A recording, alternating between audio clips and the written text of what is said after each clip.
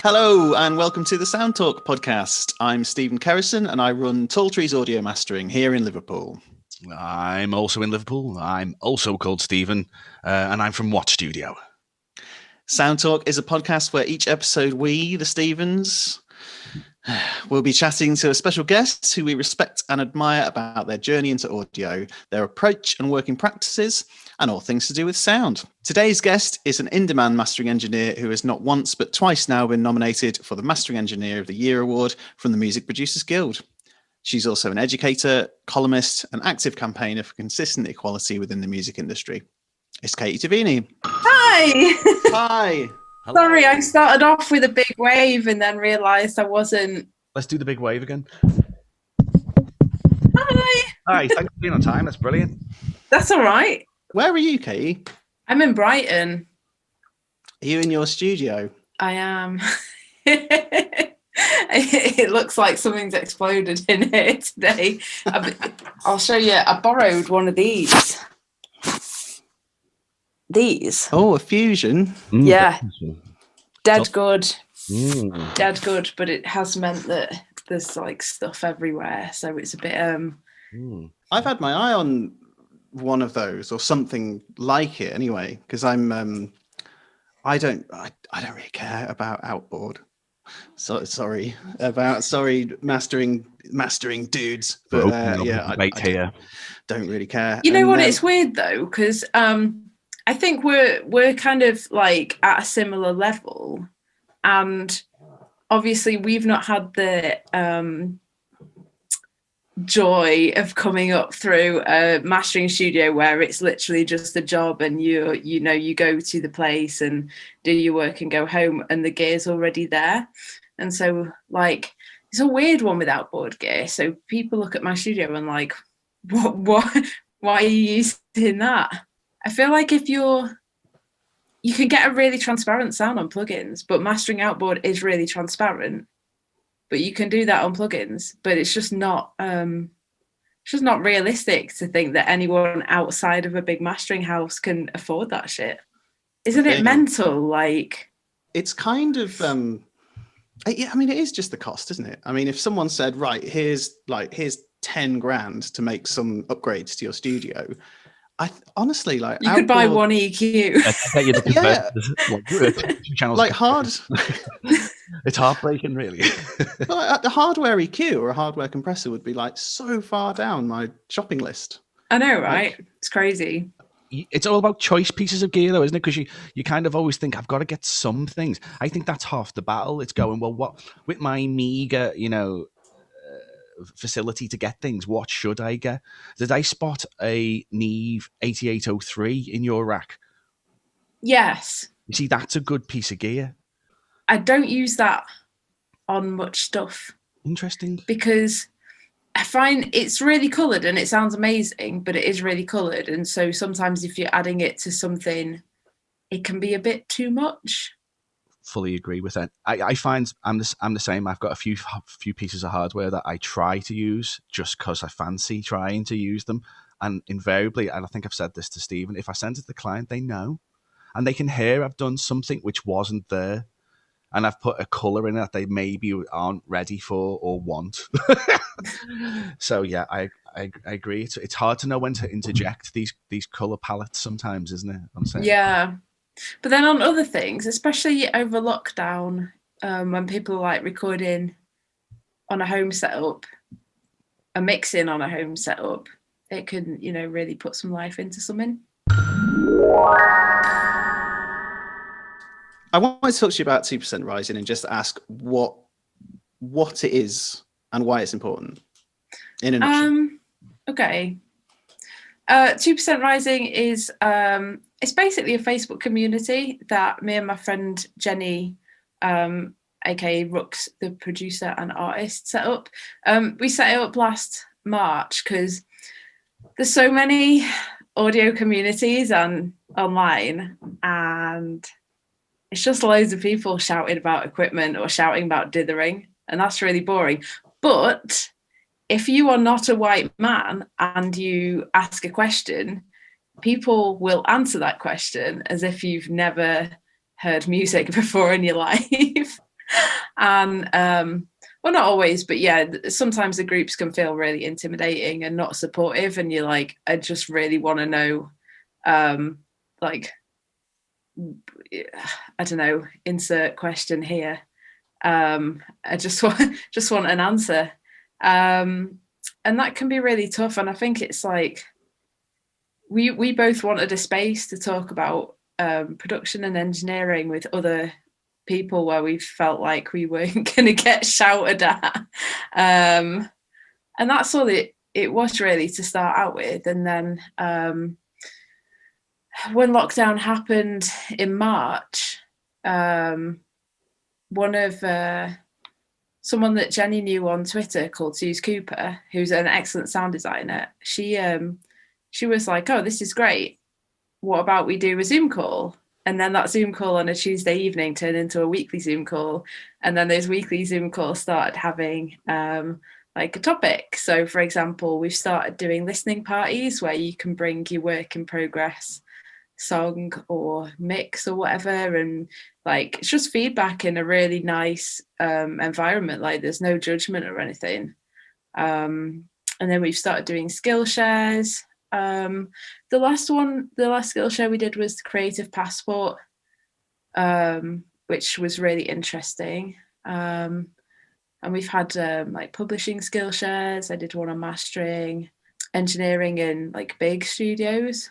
Yeah, loads of different topics. And then sort of we started a partnership with Audio Media International to feature a 2% Rising member every month, which is awesome as well. So it's just kind of snowballed really gradually, but yeah, it's cool, it's fun, it's given everyone a place just to talk about, you know, whatever bit of music they want to talk about. So you do a lot of like, am I right in saying this? You do quite a lot of like online masterclasses and, you know, sort of the educational sort of side of your stuff. Do you find that how do you find like the different audiences when, like, from when you're doing something that's completely open, or whether it's doing something within something like 2% Rising? Is it a different experience for you? I think the different experience is not necessarily the audience in terms of like the I don't know how you'd put this, like who's like whether some like the audience is a minority or not. Basically, I used to do loads of guest lectures in uni and sometimes workshops and events and stuff. I've done two like guest lectures for uni since lockdown, and I've done the Saffron Records 7 Days of Sound, which was a proper workshop, and then obviously I've done like a bit of a basic, here's what mastering is in 2% Rising. But I think sort of overall, the speaking at a uni feels like so different to speaking at a music industry event, rather than the difference being whether it's open to anyone or just open to gender minorities. What kind of differences do you mean? Are you is it just because of a lack of experience, or you're talking to people who kind of know the terminology already? Or I think the difference is when you're talking to people who are like, I did go to uni, but I didn't really learn engineering there, so I'm completely self-taught. And I think in sort of academia, there's a lot of you should do this, you should do this, you should do this, whereas you know, in the music industry, there's a lot of try it, and if it sounds good, happy days. I see, yeah. And so it's that kind of attitude that's that is quite difficult talking to people sort of in academia. Obviously, I don't want to be like slagging off degrees or anything, because they're cool, like you can learn loads. But I think the sort of open-mindedness isn't there, and people are really focusing on the technicalities. For example, like people always ask me about the loudness wars and how loud you should make something, and does everything have to be a certain amount of lufs or whatever? And it's like, well, see what it sounds like. It's just a way of measuring loudness, like, but does the music suit that thing? If not, don't do it. Whereas so that's really hard to explain to people on degree courses who are being given these targets for their assignments or whatever. I don't know, it feels more like there's lots of ticking boxes happening rather than have fun. I mean, where I went to uni, it was amazing. I went to Salford Uni in Salford, and it was just the general music course, and this is a long time ago now, but we were just encouraged to use the studio as a creative tool, and just like, in you get, like, not a lot of technical knowledge, here's a mixing desk, go and create something. And that was really cool. Whereas I think now, people are doing very technical degrees, you don't get that excitement and that experimentation or whatever, which is so important to music making. What was the degree on you did, Katie? It was the BA Music at Salford. So you are a musician first before a engineer. Am I right in saying you are a grade 8 violinist? Yeah, I did my grade 8 a long time ago. I mean, I wouldn't say I'm a grade 8 violinist. I definitely couldn't do that now. Not just drop on those instruments, can you really? No. No, I've not played for years. I used to teach, actually, violin, but yeah, it's interesting. I actually saw your band in 2011. Wow, that's ages ago. At Islington Mill. How can you recognise me? Supporting Secret Chiefs 3. Wow, okay. There was nobody there at that show. Well, there was me. Yeah, I think being a violinist, you've got an extraordinary key awareness of detail. You must have, and I think that might be something that's carried through in your practice, because violin, there's no frets, so like everything about it is about like super paying attention, and you must become like super resilient at like format to get to that way. Are these things like skills that you may think have come through into your particular trade? I definitely think like critical listening, it's totally helped. I mean, there's only one way to tell if you're out of tune when you're playing violin, and it's by listening and going, am I out of tune? Okay, yeah, let's correct that before anyone else notices. So yeah, you've got to be quite sort of quick on your feet and listening. And I guess that is kind of how sort of I approach listening to stuff, because if we're talking about subtleties of equalization and like light compression, you're getting into, it's almost abstract the way you have to listen to it sometimes, and that's why the speakers are so important, or your monitoring environment or whatever. So I always think that, like, I'm always surprised if an engineer isn't a musician at a certain level of detail, because I wonder what they're listening to. Yeah, it's like, well, what on earth are they paying attention to? I would like to know, what is the worst and the best advice you've ever had in your career so far? This is probably the same piece of advice for like both the worst and the best piece of advice. But yeah, no, I used to, I don't know if you guys know John Ellis at Limefield Studio. He's in Middleton in Manchester.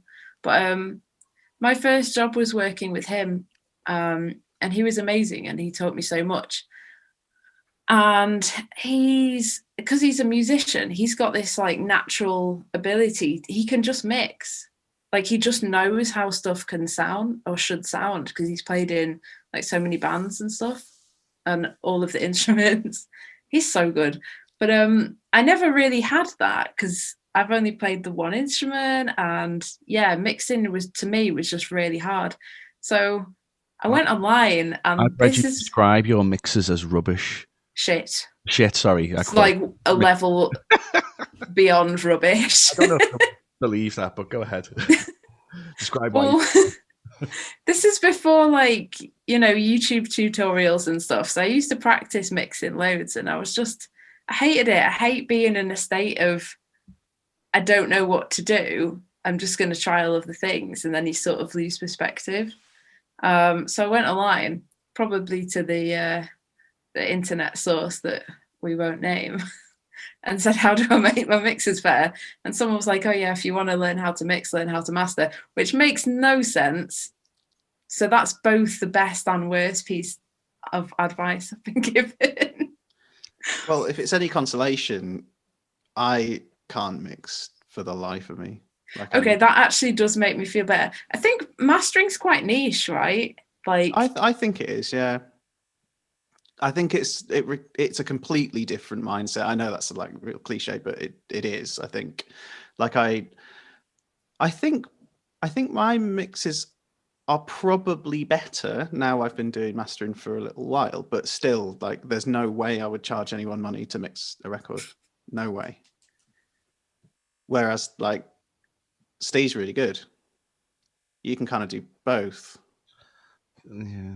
It depends on everything, really, doesn't it? I don't believe everyone can be a mixer or a master for every act, and I think that the artists know that too. And I think sometimes I've definitely had jobs on where you're thinking, I'm sure I've got to pick up another little feather to my cap to get through this or something. Variety helps, but I'm reflecting on what you said there, Katie. I think it's pretty good advice, that, really, because it means you do. It's kind of narrowed down the issues. You can focus on quite a lot of things with just a stereo channel, or be it a stem mix. You can. There's a whole world of things to do with sound placement, which, if invariably it would grow outwards, and it does seem quite daunting if you think about it, to try and mix like an 80-track thing compared to get a 2-track thing right. I think that's probably good advice. It seems to have studied everybody very well, actually, now I think about it. Yeah, I'd never thought of it being like good advice in that way before. I was always thinking it's sort of bad advice because, internet resources, how do you learn to master without knowing a mastering engineer? Yeah. Did you start mastering on straight in box? I started mastering on SoundForge, if anyone remembers that. Yeah, used to use that in uni. Yeah, that was the guy. That was the Windows kind of 2-channel Wavelab thing, their version. Yeah. Sonic Foundry, later Sony. Couldn't get enough of that machine. I wish I still had it now. I think they make it. How did you start, Katie? So when I was still this is really bad, but when I was still engineering, I always had this guy's advice in my head, and I used to master my own mixes and then compare them with professional mixes that came back, because I'm a critical listener from playing music and stuff, being like, okay, what have they done? Why is my master nowhere near like theirs? And yeah, just sort of practicing that way, and then going, okay, their master does sound like that, mine doesn't. How can I make mine sound like that? But really focusing on the reasoning behind what they might have done. And yeah, just practicing. I was never intending to be a mastering engineer. And did you aim to do mastering, Stephen? I came to it really late because I'd been a musician for years and years and years as well. And really brief nutshell, because this totally isn't about me. But what happened was I'd been touring a lot, and then got married and got a dog and wanted to start a family. And it was like, I can't do this. Like, I can't just keep going off and being away for weeks and stuff at a time. And it was like, it's weird because it's kind of, that's what I'd always wanted to do with my whole life. And then, so it kind of really knocked me for six, that I thought, oh shit, I haven't made a big career out of this, and I'm gonna have to stop it. I hadn't even thought about what else to do. And I had a massive crisis, and I was just like just like moaning to a mate, and he was like, well, what do you want? Like, what do you want out of music? Like, what do you like about music? What do you want to do? And I sort of just went through it, and he was just like, you should be a mastering engineer. I was like, oh, that's interesting. So like, yeah, and I thought, oh, actually, that actually sounds really nice. You can kind of sit down and not go anywhere, and you come back for tea. I like this. So yeah, so I just spent like the next like however many years just like learning it. That's awesome. See, everyone I speak to is like, oh yeah, I never thought of mastering. Like, didn't want to be like, I wanted to be a producer, I'm not gonna lie. But yeah, it didn't happen. I don't have the right skills for that. And yeah, just fell into mastering.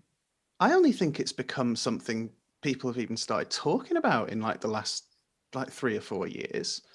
Like, I mean, I've sat in on mastering sessions with like old bands and stuff, and still not known what it even was. Like, I think, you know, like years ago, and I think now people are kind of a lot more. I think, for better or worse, I think a lot more people think they know what mastering is, or at least have an opinion on what they think the process is. So yeah, I think more people see it as something that's possible these days. Do you agree? Yeah, sure. It is interesting that like whenever I do a workshop or a like careers chat, I always ask people what they think mastering is, and that's so interesting. I bet. Like, yeah, it's. Could you give an example of the response? Yeah, so a lot of people say sort of leveling all the tracks so that they all sound the same. Which I mean, you know, half with it. It's a little bit. And then a lot of people say making things louder. That's a really common answer. Some people sort of suggest tools that I might use to master, which is interesting because they've obviously sort of, you know, looked up, you know, components of a mastering studio. Yeah, it's really interesting. And it again, the sort of response to that question is very different in an academic setting to in a music industry setting. And when I say music industry, I mean sort of not other engineers and producers, but maybe sort of people who are in bands, DJs, bedroom producers, so like a real cross section. Whereas, yeah, the academic response to that answer is all very, it's a bit more technical, but misses the point of mastering. I don't know. I like just to say people I'm a vibes engineer. I'm not a technical person, and so yeah, this sort of, I think people are quite shocked when they're like, oh, music isn't just making something comply with a specified unit of loudness. Yeah, I mean that's always going to be the difference between, you know, like an automated surface, because I think it's like that's such a small part of actually what happens. But yeah, but at the same time, I kind of people have asked me, and I always say, like, I always say, well, it's about 75% admin. Yeah, totally is. So it's like it doesn't. If you're a musician and you're trying to be creative, like, you shouldn't really need to know the difference between the file formats. Like, you shouldn't be thinking about it. No. Hence you need someone who, like, you know, really likes spreadsheets and organization to do it. So I don't think I'm an organized person naturally. But yeah, like I do find the sort of the admin side of mastering really satisfying. I do. I find as a mixer, admin is nothing like mastering because the amount of turnover is different. It's quite a world away actually. And then when I have to do a mastering task, I'm always like, oh god, especially if I have to open Hoffer or something like that, I just start getting shivers down the spine. You know what? I got Hoffer in December. fucking life-changing. So good. It's brilliant, isn't it? Do go on. Tell me why. Because it's the autofill. It's the not having to scroll through menus and copy and paste stuff. Oh, yeah, amazing. It's great. It's the ISRC fill that does it for me. Yeah, Like, it's brilliant. If I get an album, if I get the stuff sent through and the ISRCs are consecutive, I'm just like, yes, that's less than a second. So good. Is your studio attached to your residence? Mine? Yes. Yeah, my studio is in our spare room. Amazing. Yeah, so I've always rented like rooms in complexes before, but when I moved to Brighton, I found it really hard to find a studio to rent. Right. Like really, really hard. There's very few complexes, and then I eventually found a room which was nice, but it started leaking, which like on my gear, which is obviously not ideal. And I've got some Bowers and Wilkins speakers which have the biggest boxes ever, like I can fit in them, but I was having to use those boxes and cover them with plastic in order to keep like the leak off my gear. But yeah, the people who owned the complex wouldn't fix the roof. Felt really shady as well because they've rented it out to someone else now. No, did you warn them? Pardon? Did you warn them? Well, no, because I don't know who it is. I I felt like I should write a little note and leave it in there for them, just being like, by the way. But then I was a bit like, oh, I don't want to get into trouble for that. Cause beef, yeah. Yeah. So yeah, bit of a shame because I really like that studio, and it had a sea view, which is nice. But yeah, it was good. But then fortunately my partner is really understanding. Was just like, yeah, let's make it. He works, he's an engineer too, but not like me. He's a proper engineer. He's got like he knows like electronics and maths and stuff. He works for a speaker company, so he did all of my studio basically, and I just use it.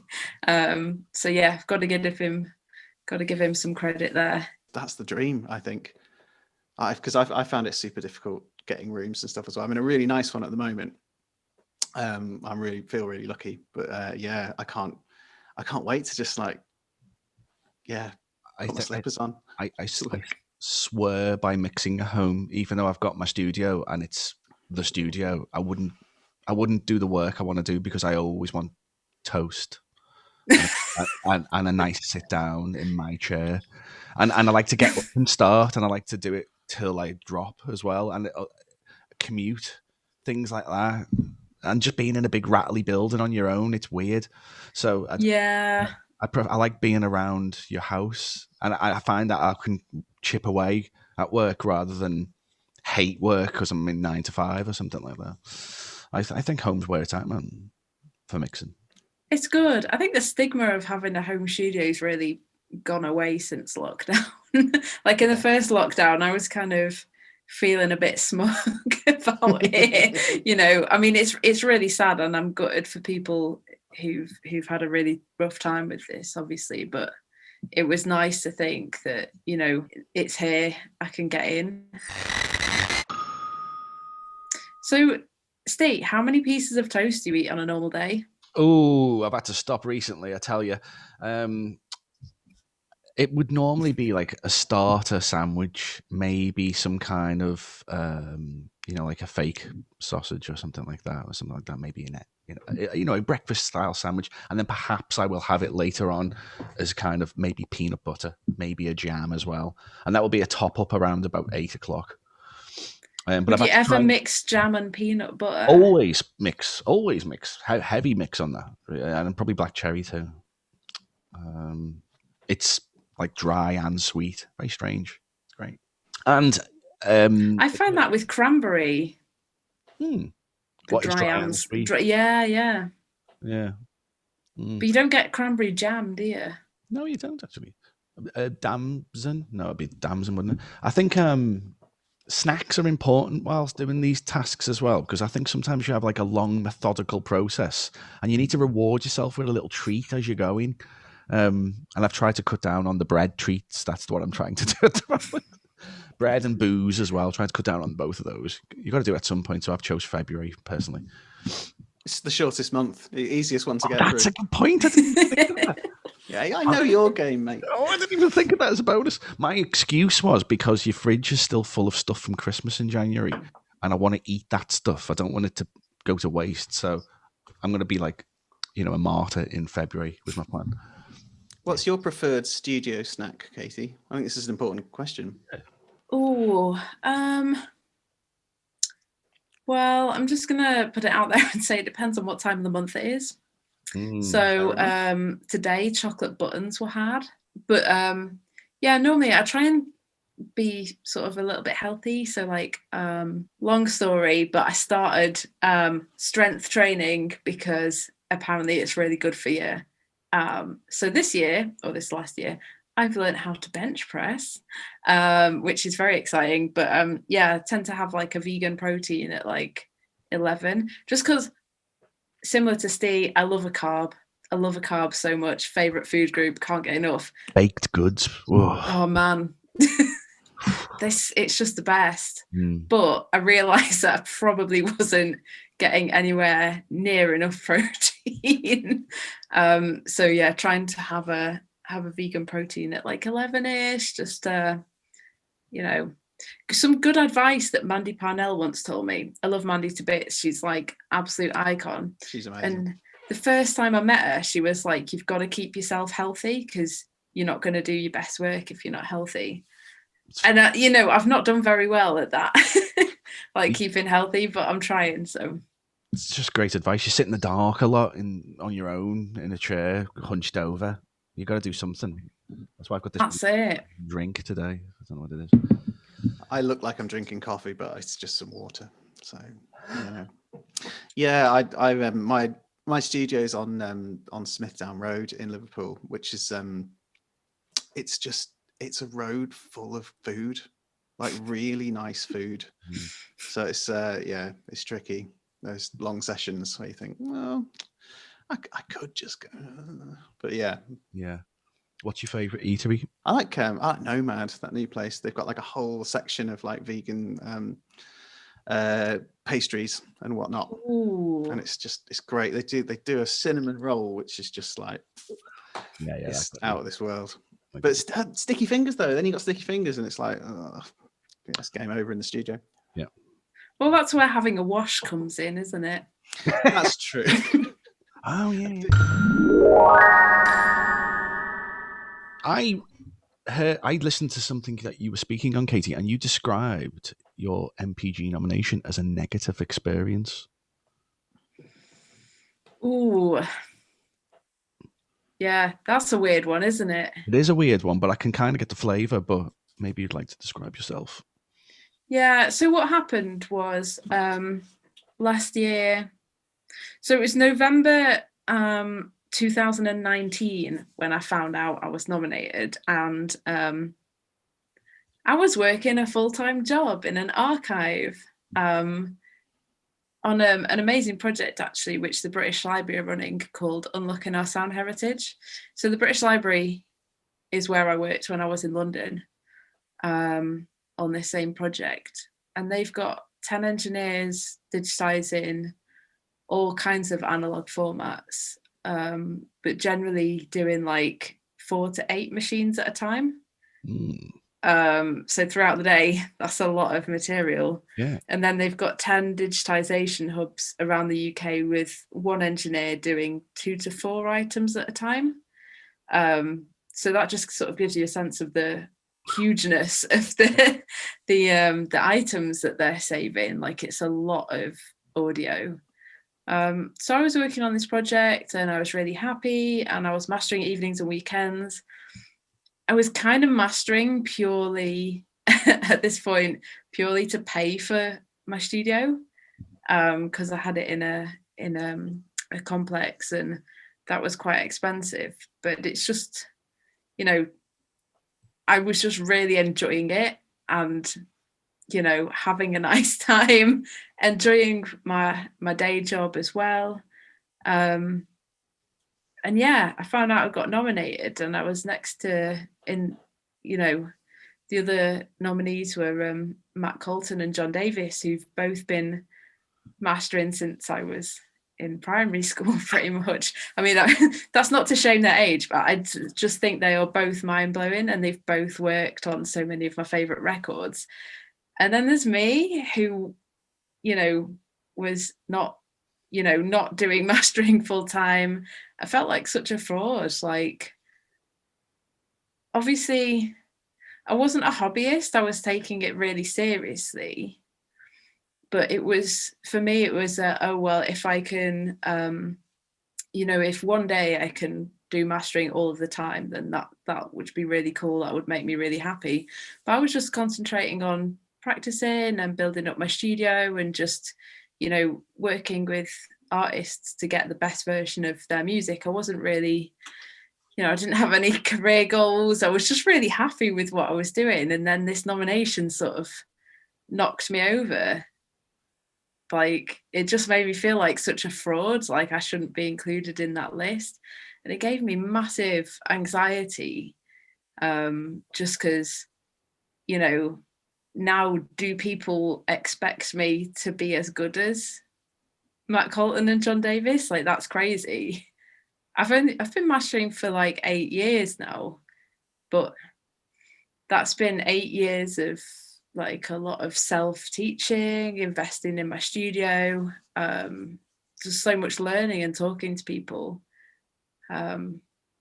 So yeah, I just really felt like a huge fraud because of that, which is really weird. But then at the same time, so now I am freelance mastering all of the time. This is my job now.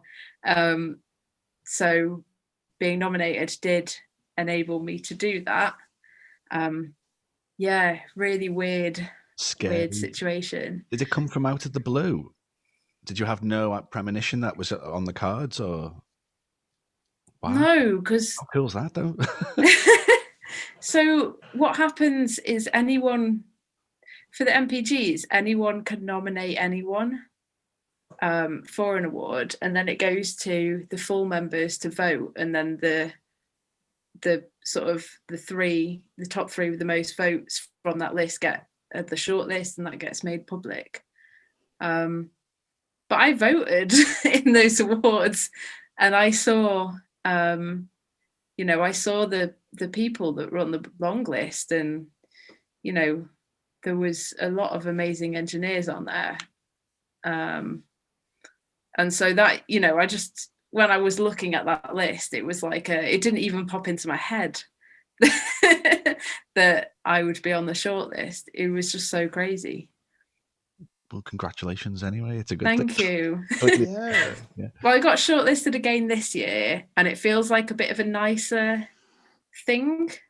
I do kind of feel like no one is in music to win awards and stuff, and it's really weird when you've purposefully chosen a behind the scenes job because that's what you enjoy, and you're not very comfortable not being behind the scenes, which is why I didn't go into like performance or something.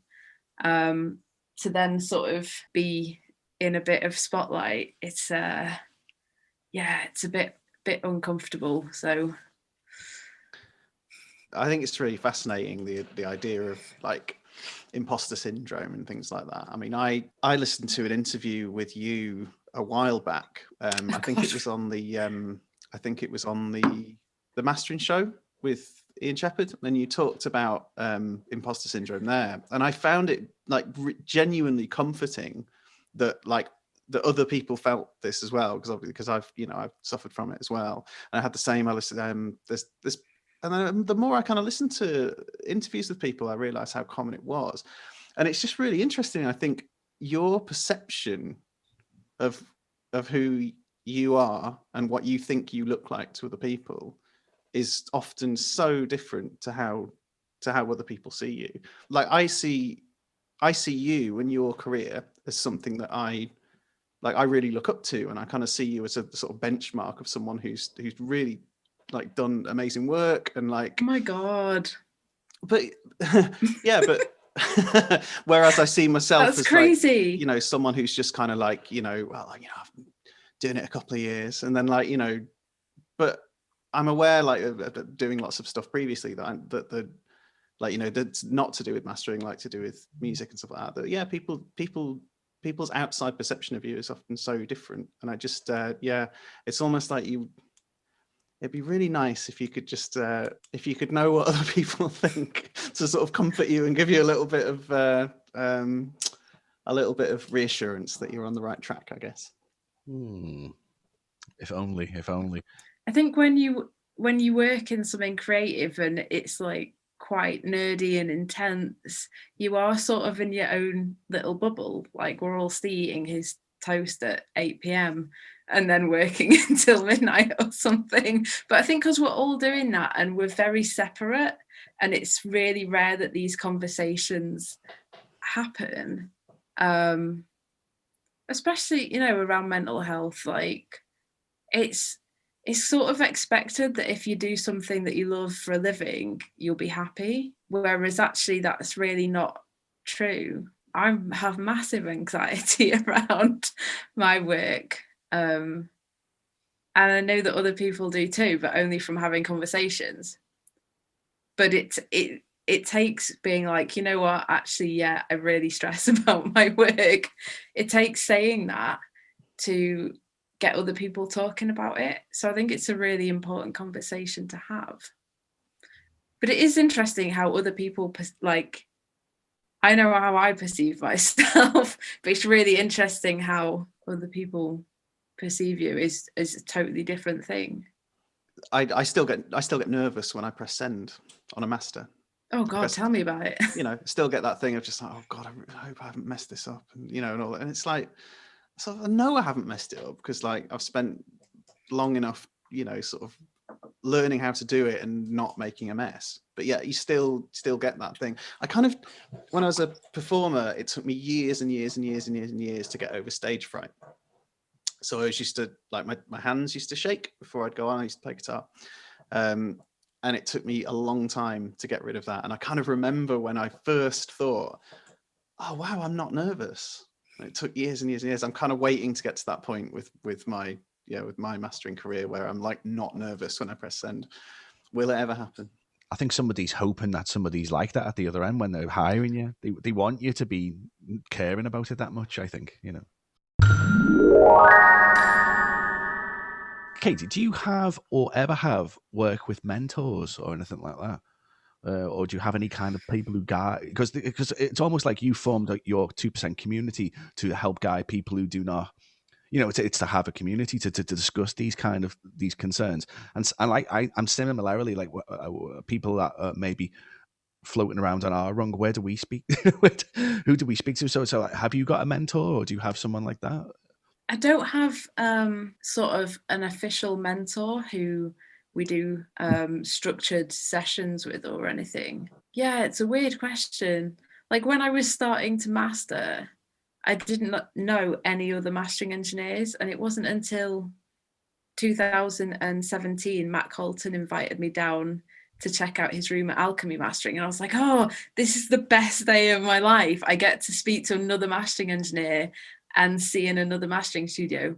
Obviously, that by that point I'd met Maddie Parnell, I'd met some other mastering engineers at events and stuff, but there's not been sort of one person who's, you know, consistently answered questions for me or helped me. But, you know, I think meeting people at events and just being like, by the way, what happens when you do this?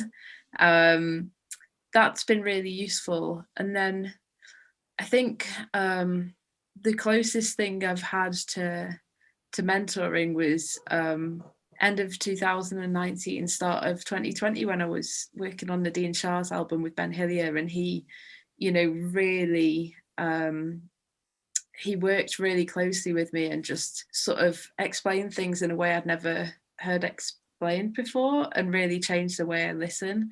And he mixed the record, is that right? Yeah, he mixed and produced it, and he had a really clear clear idea of what he wanted in his head. And it was really cool to work with someone who's obviously so experienced, because sometimes I find that, and this is not with everyone at all, but sometimes mastering's an afterthought and it's really rushed. Whereas Ben, it was very much like, take your time, let's work through this. If you have any questions, let's jump on a phone call. And so, we talked about different options for different tracks, and that really improved my mastering so much. Like, I can hear a massive difference between stuff I was working on before then and stuff I've worked on after then. So yeah, I think that's sort of the only specific mentoring I've had, but the rest of it's just been making it up as I'm going along. I'm too stubborn to want to do I want to work with creative people. That's it. Yeah, I want to help them release their best possible music. So yeah, I think I'm just quite a stubborn person in general. Because there's that phrase, you can't be what you can't see, which a lot of people use when sort of discussing different diversities. And I think that's partly true. Like, it might give you an idea of, that, Steve's got a recording studio, which is really cool. Maybe I can do that one day. But I think there has to be a big element of, actually, no, I've thought of this thing and I want to do this thing because I really believe I can help people. Like, I think you sort of have to be very driven as well as any possible mentoring. Don't know, what do you guys think? Like, have you both had mentors? No. It's just a thing that you should do, and and I reckon everyone we're going to speak to on the whole of this podcast series probably hasn't, because we're all from a similar brain. It's like you say, I'd often rather suck it and see. I'd rather experience the mistake and learn from it, and I'd rather lock myself in a room for 2 years to figure a thing out rather than do a different. So it's pretty similar for me. I wish someone had guided me. It might have saved time. I think that's really interesting. You said about you didn't speak to another mastering engineer for quite a long time. You didn't know any other mastering engineers. I mean, I've definitely found that, and I think it's. I wonder if it's because when you're at the relatively quite near the beginning of your career, I guess, and I still think there's a mistake to see your contemporaries as competition rather than community.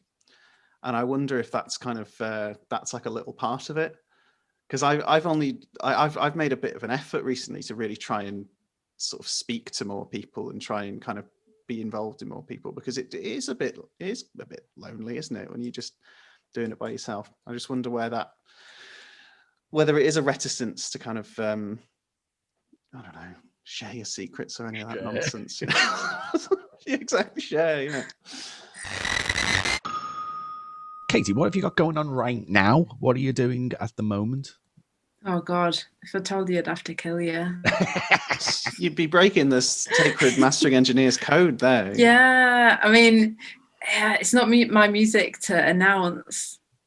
I've had a good January. There's been some really cool projects that I'm well excited about, but yeah, I can't talk about them.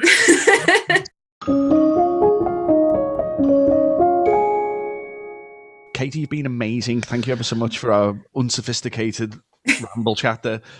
It's been great. Thanks for having me. Yeah, it's been fantastic. Thanks so much. And honestly, this will be edited into the slickest podcast you've ever heard. Yes. Excellent. 7-inch edit. It'll just be like that. Choruses all the way through it. It'll be great. Thank you ever so much, Katie. Nice one, Katie. Awesome. Nice to chat. See you soon.